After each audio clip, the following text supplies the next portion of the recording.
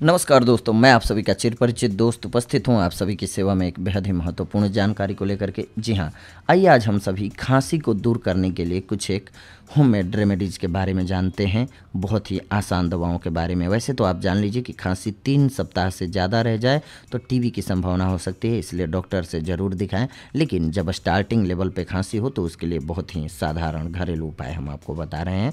नींबू में काली मिर्च, नमक एवं शक्कर भरकर गर्म करके चूसने से खांसी, श्वास और ज्वर में लाभ होता है, यानी कि आपको बुखार है तो वो भी उतर जाता है। खट्टी चीज़ें सेवन करने से खांसी बढ़ती है। सामान्यतः खांसी वाले रोगी नींबू का सेवन न करें तो ज़्यादा अच्छा रहता है। सर्दी खांसी की शिकायत होने पर गर्मी में ठंडे पानी के साथ और सर्दी के मौसम में गर्म पानी के साथ नारंगी का रस पीने से लाभ होता है, अथवा खांसी जुकाम होने पर नारंगी के रस का 1 गिलास हर रोज़ पीने से लाभ होता है। स्वाद के लिए नमक या मिश्री डालकर आप पी सकते हैं। बच्चों को नियमित रूप से मीठी नारंगी का रस पिलाते रहने से सर्दी की ऋतु की कोई बीमारी नहीं होती है। दूध पीते बच्चों के लिए यह अति लाभदायक है, इससे शक्ति भी बढ़ती है। बच्चों को जितना दूध पिलाएं उसमें कुछ दूध का एक हिस्सा मीठे संतरे का रस मिला करके पिलाएं। यह बच्चों का पौष्टिक पेय है, इससे शरीर का वजन भी बढ़ता है। मौसमी के रस में रस का आधा भाग गर्म पानी, जीरा, सौंठ मिला करके पीने से दमा खांसी में लाभ होता है। 1 गिलास पके हुए सेब के रस में मिश्री मिला करके सुबह पीते रहने से पुरानी खांसी ठीक हो जाती है। हर रोज़ पके हुए मीठे सेब खाते रहने से भी सूखी खांसी में लाभ होता है। मानसिक रोग, कफ, खांसी, यक्ष्मा में सेब का रस तथा इसका मुरब्बा सेवन करना लाभदायक होता है।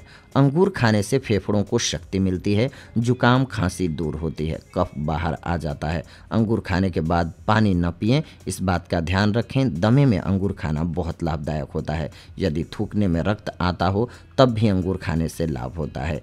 1 चम्मच पिसा हुआ आंवला 1 चम्मच शहद में मिलाकर के दिन में 2 बार चाटने से खांसी में लाभ होता है। यह प्रयोग स्त्रियों के प्रदर रोग में भी लाभकारी है। हथेली में 5 बूंद पानी की डाल करके दोनों हथेलियों को आपस में रगड़ें, फिर गले से शुरू कर छाती, पसली, पीठ पर ऊपर से नीचे 2 मिनट हर रोज़ 3 बार मालिश करें, खांसी ठीक हो जाएगी। 8 भाग अनार का छिलका, 1 भाग सेंधा नमक में पानी डाल करके गोलियां बना लें।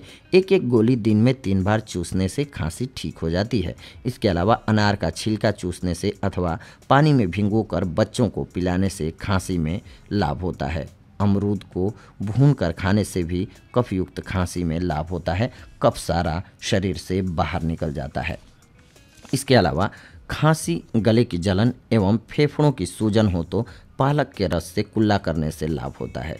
62 ग्राम सरसों के तेल में लहसुन की 1 गांठ को छीलकर उसमें पकाकर रख लें। इस तेल की सीने एवं गले पर मालिश करें। मुनक्के के साथ दिन में 3 बार लहसुन खाएं।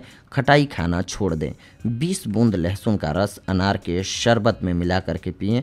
हर प्रकार की खांसी में लाभ होगा।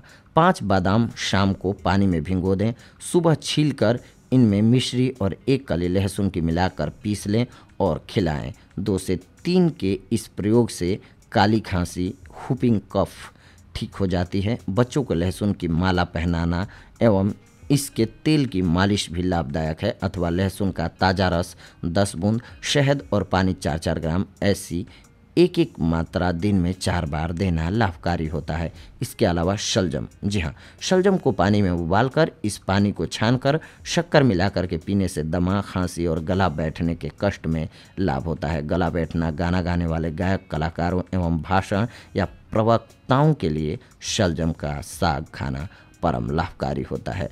4 चम्मच मेथी दाना 1 गिलास जल में उबालें।